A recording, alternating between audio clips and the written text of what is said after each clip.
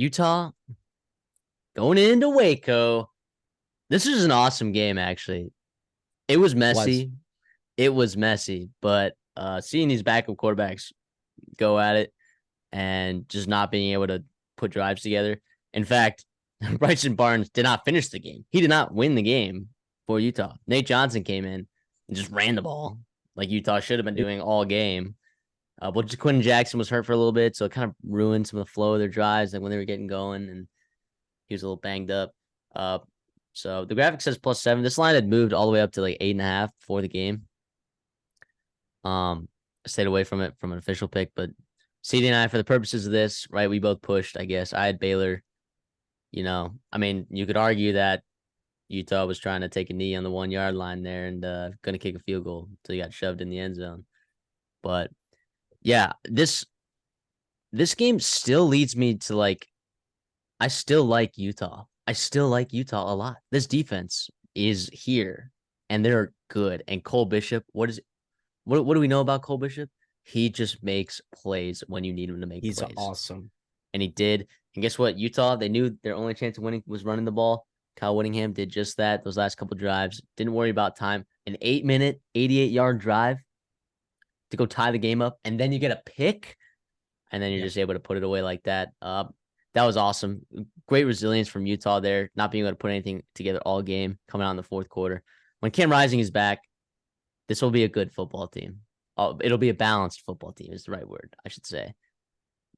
The only thing I have a question about that real quick with Cam Rising coming back, because yes, you do desperately need him back. I mean, Nate Johnson, you kind of found something with the young guy there, especially with his legs, and against Weber State next week, Weber State, you should be fine.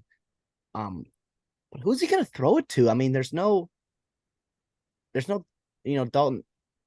Wait, shoot, who was the stud tight end Dalton last year? Kincaid. Dalton Dalton Kincaid. Kincaid. You're right. Thank you. You're I was right. thinking Dalton Reisner and Dalton Schultz. Dalton Kincaid, right? There's no elite separator or guy you could just get the ball to other than Jaquin Jackson, who you love is in your backfield. I still have question marks about the high end of the offense with Utah, but yeah, again, credit to them.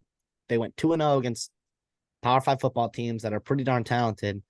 One of them on the road, right, at Baylor, and they won, right, with a backup quarterback.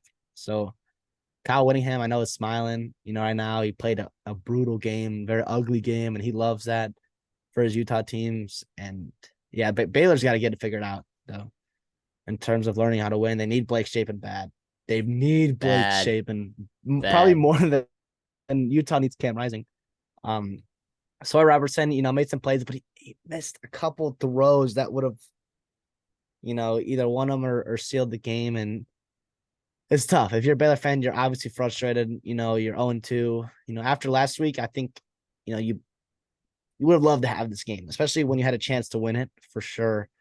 And you had the lead for most of the game, and then you kind of gave it away at the end there. 14 unanswered points in the fourth quarter, like the last 4 minutes of the game. So we'll see about Baylor. I think the Big 12 again is wide open, other than Texas. Kansas State maybe looks pretty darn good, but even them, their running game is kind of iffy. But yeah, credit to Utah. I think Utah, once again, Pac-12 slate though. UCLA, Oregon State, Cal is not easy. USC, Oregon. I mean, that's a gauntlet. That's a gauntlet right there. So they need Cam Rising back. Like, bottom line, they need him back. I'm going to counter your point, though, with you said they don't have talent. I think Money Parks is a good receiver. I think Micah Pittman's a good receiver. I think Kuth, however you say it, whatever. I think he's a very good tight end when he's healthy as well. I think that, and Jaquin Jackson, we know, when he was in the game and he was full go, they could not stop him. So, yeah, I think it's Baylor. This Baylor team has a lot of problems, for sure. Yeah, like you said, Blake Shapen. I think that, I know Baylor wins this game if they have Blake Shapen in there. But if you had a Utah versus Baylor with a healthy Blake Shapen and a healthy Cam Rising, I mean, Utah wins the game. That's what it is. So Utah's a good football team. Baylor, you got some stuff you got to work out. But don't beat yourself up, though, offensively. Like, Utah's a good team, really good team defensively.